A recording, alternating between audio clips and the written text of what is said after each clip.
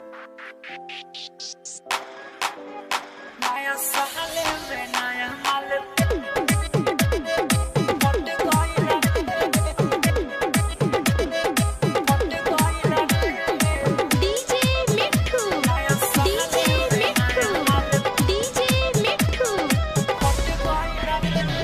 Picnic में लहरल नजरिया हो, चुमा लेके धोहिनी पंजरिया हो।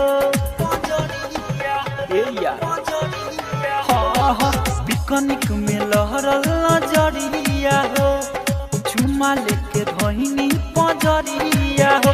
हैप्पी न्यू ईयर बोले जब सट गइल रे, हैप्पी न्यू ईयर बोले जब सट गइल रे। नया साल में नया माल पट गइल रे, नया साल में नया माल पट गइल रे।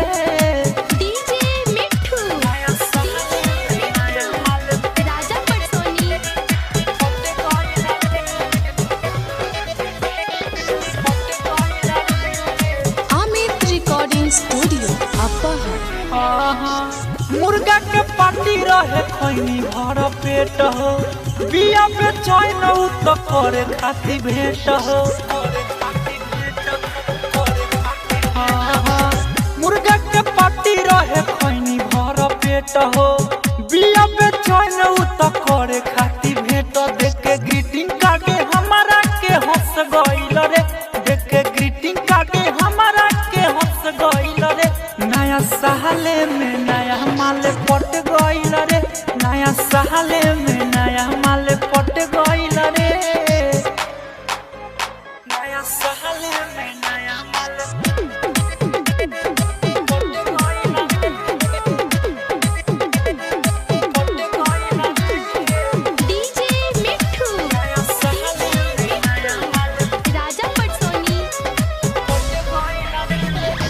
सुबह शर्मिला हो गइल प्यार हो, अमित तिवारी नहीं होता इंतजार हो।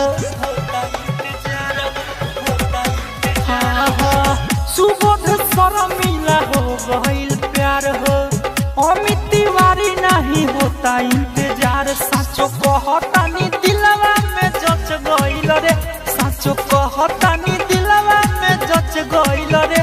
नया साल में नया माल पट गइल रे, नया साल में नया माल पट गइल रे।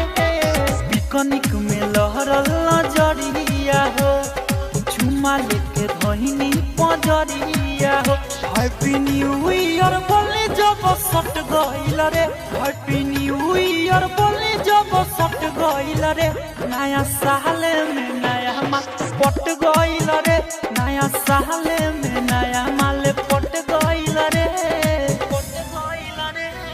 अमित रिकॉर्डिंग स्टूडियो अपहर।